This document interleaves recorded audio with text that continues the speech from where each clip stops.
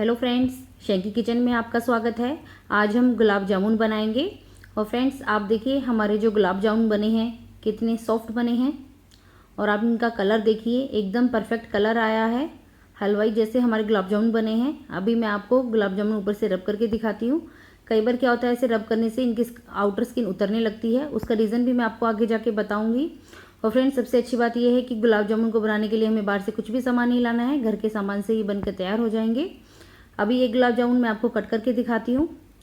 देखिए एकदम सॉफ्ट बने हैं हमारे गुलाब जामुन और एकदम रस से भरे हुए हैं। आप देखिए खाने में बहुत ही ज़्यादा टेस्टी बने हैं फ्रेंड्स। और गुलाब जामुन बनाने के जो टिप्स है मैं आपको बीच बीच में बताती रहूँगी, तो आप मेरी इस वीडियो को लास्ट तक ज़रूर देखिएगा।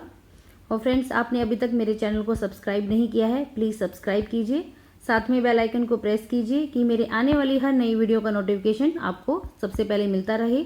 चलिए गुलाब जामुन बनाना शुरू करते हैं।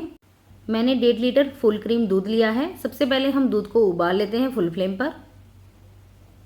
और फ्रेंड्स, आप इसके लिए कोई भी दूध यूज़ कर सकते हैं, गाय का, भैंस का या पैकेट का, जो आप डेली में यूज़ करते हैं। दूध में उबाल आ गया है। अभी हम फ्लेम को मीडियम कर लेंगे और बीच बीच में चलाते रहेंगे दूध को कि दूध है वो नीचे से ना लग जाए।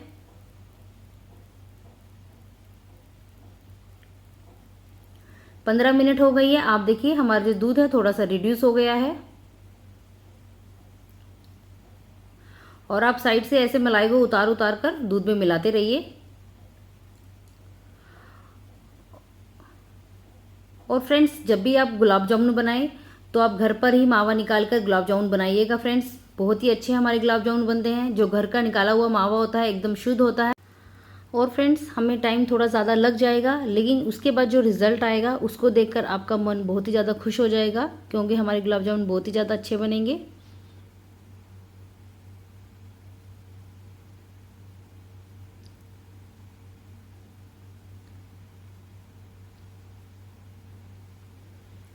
ऐसे ही आप दूध को बीच बीच में चलाते रहिएगा नीचे तक।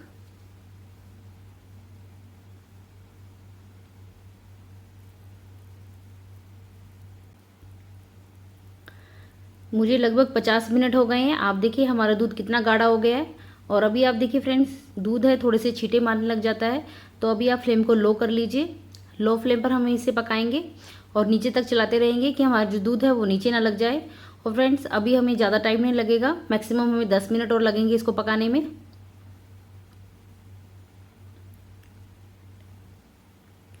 देखिए आप, लगभग मुझे 1 घंटा हो गया है। हमारा मावा बिल्कुल तैयार है। आप इसकी कंसिस्टेंसी देख सकते हैं। हमें ना इसे पतला चाहिए ना गाढ़ा। ये बिल्कुल परफेक्ट है। अभी हम गैस को बंद कर देंगे। और अभी फ्रेंड्स, नीचे से हमारी कढ़ाई गर्म है, तो हम इसे 3 से 4 मिनट के लिए ऐसे ही चलाते रहेंगे कि मावा नीचे से ना लग जाए। थोड़ा सा ठंडा होने के बाद मावा को हम एक प्लेट या कटोरी में निकाल कर फ्रिज में रख देंगे कि मावा जल्दी से ठंडा हो जाए। जब तक हमारा मावा ठंडा हो रहा है, हम चाशनी तैयार कर लेते हैं।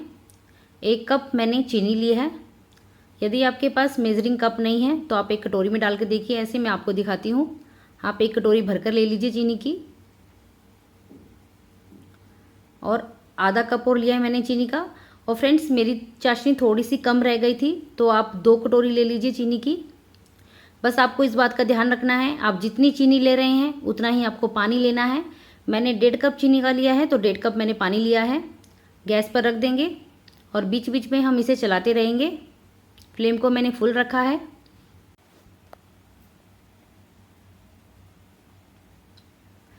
चीनी मेल्ट हो गई है। अभी हम इसे ऐसे ही 4 से 5 मिनट के लिए और पका लेंगे। लगभग 5 मिनट हो गई है। एक बार चेक कर लेते हैं।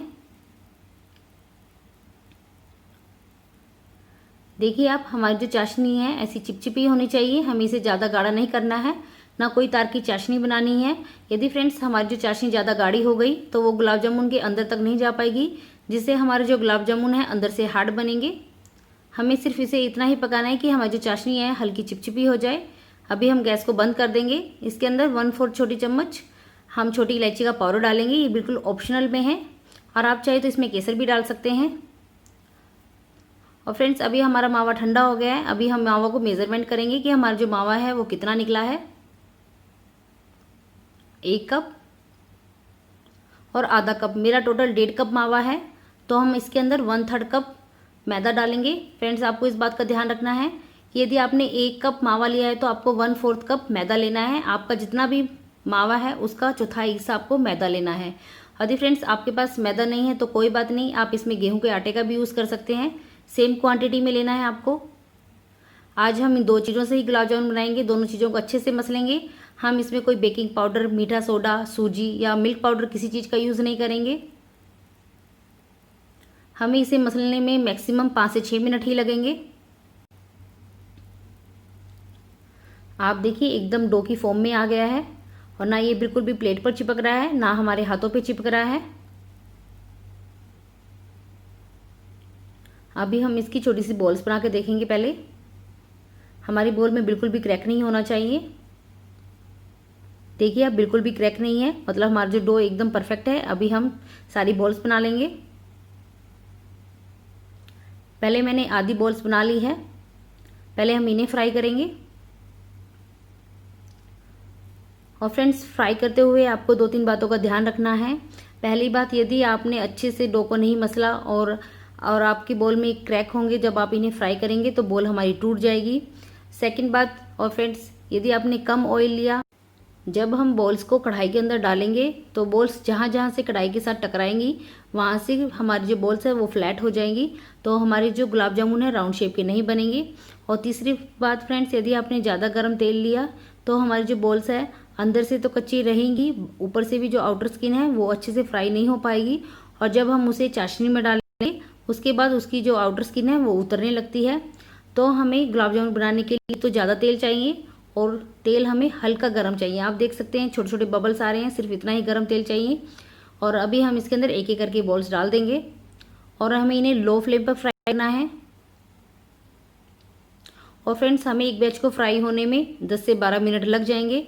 चारों तरफ से हम इन्हें फ्राई करेंगे गोल्डन कलर आने तक। वाओ, देखिए फ्रेंड्स कितना अच्छा कलर आया है हमारे गुलाब जामुन का और एकदम गोल गोल शेप के बने हैं। अभी हम इन्हें चाशनी में डाल देंगे। और फ्रेंड्स चाशनी में डालने से पहले आपको एक बात का ध्यान रखना है कि हमारी जो चाशनी है हल्की गर्म होनी चाहिए जब हम इसके अंदर गुलाब जामुन डालें। यदि गर्म चाशनी में डालेंगे तो गुलाब जामुन ज़्यादा ही चाशनी को सोक कर लेंगे, जिससे हमारे गुलाब जामुन ज़्यादा ही सॉफ्ट हो जाएंगे, तो वो भी खाने में बिल्कुल भी अच्छे नहीं लगेंगे। इसलिए जब भी हम गुलाब जामुन डालें हमारी जो चाशनी है हल्की गर्म होनी चाहिए। और फ्रेंड्स सेकंड बैच फ्राई करने से पहले अभी हमारा जो तेल है ज़्यादा गर्म है, तो अभी हम गैस को थोड़ी देर के लिए बंद कर देंगे, तेल को ठंडा होने देंगे।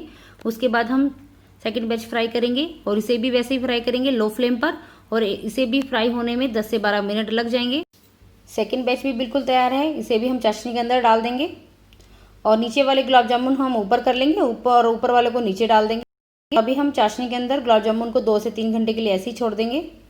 लगभग 2 घंटे हो गए हैं और आप देखिए हमारे जो गुलाब जामुन है कितने सॉफ्ट, कितने अच्छे लग रहे हैं फ्रेंड्स, देखते ही मुंह में आ रहा है। फ्रेंड्स मैंने अपनी तरफ से आपके सारे डाउट क्लियर करने की कोशिश की है। आप जैसे मैंने बताया है आप वैसे बना के देखिएगा। बनाते हुए आपको कभी भी कुछ भी प्रॉब्लम हो रही है तो आप मुझसे कमेंट्स करके पूछ सकते हैं। और फ्रेंड्स यदि आपको आज की रेसिपी मेरी थोड़ी सी भी पसंद आई हो तो लाइक कीजिएगा, अपने फ्रेंड्स के साथ ज़्यादा से ज़्यादा शेयर कीजिएगा। चलिए फ्रेंड्स मिलते हैं अगली रेसिपी के साथ। Bye bye.